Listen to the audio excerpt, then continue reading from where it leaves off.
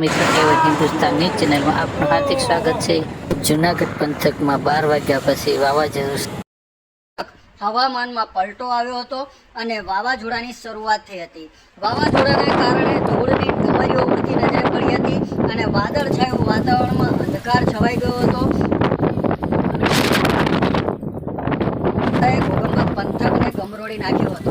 વાવાઝોડાના કારણે ઘણું બધું નુકસાન પણ થવાના એંધાણ વર્તાઈ રહ્યા હતા અને હવામાનમાં આવેલા અચાનક પલટાના કારણે ઘણું બધા ખેડૂતોને પણ નુકસાન થાય એવી સંભાવનાઓ લાગી રહી છે। બજારની અંદર ધૂળની ડમરીઓ ઉડતી નજરે પડી હતી અને ઠેર ઠેર વાવાઝોડાના કારણે વૃક્ષો આમથી તેમ ડોલતા નજરે પડ્યા હતા અને લગભગ 40થી 50 કિલોમીટરની ઝડપથી ફૂંકાતા આ પવનના કારણે આંબા ઉપરની કેરીઓ પણ તૂટીને નીચે પડી ગઈ હતી અને ખેડૂતોને ખાસ કરીને કેરીના પાકને ભારે નુકસાન થવાની શક્યતાઓ લાગી રહી છે, કારણ કે વાવાઝોડાના કારણે કાચી કેરીઓ ઝાડ ઉપરથી ખરી પડી હતી, જેના કારણે ખેડૂતોને ભારે નુકસાન થવાની સંભાવનાઓ લાગી રહી છે। તો ક્યાંક ઝાડના ડાળખાઓ પણ તૂટીને સડક ઉપર પડી ગયા હતા, તેમજ ભારે પવનના સુસવાટા સાથે ધૂળની ડમરીઓએ સમગ્ર વાતાવરણને ગમરોડી નાખ્યું હતું અને થોડી સમયના અંતરે વાવાઝોડું ફૂંકાતું રહ્યું હતું।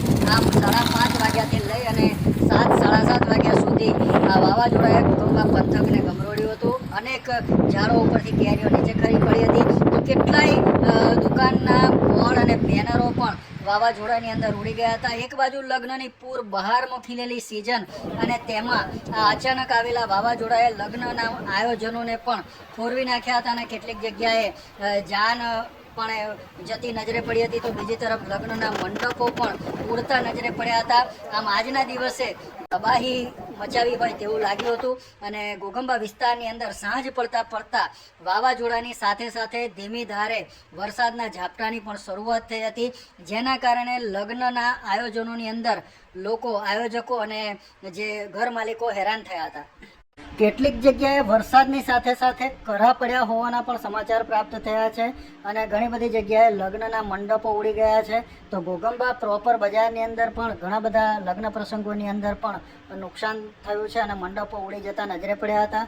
તો બીજી તરફ બજારની અંદર પણ ધૂળની ડમરીઓએ આખા વાતાવરણને ગમરોડી નાખ્યું હતું। આમ ઘોઘંબા પંથકની અંદર આજે સાંજના 5:30 વાગ્યા પછી ફૂંકાયેલા ભયાનક વાવાઝોડાના કારણે ખેતીની સાથે જાહેર જનજીવન ઉપર પણ તેની અસરો જોવા મળી હતી અને ખેડૂતોને તો નુકસાન થયું જ હતું, પરંતુ લગ્નના આયોજકોને પણ ભારે નુકસાન થયું હતું।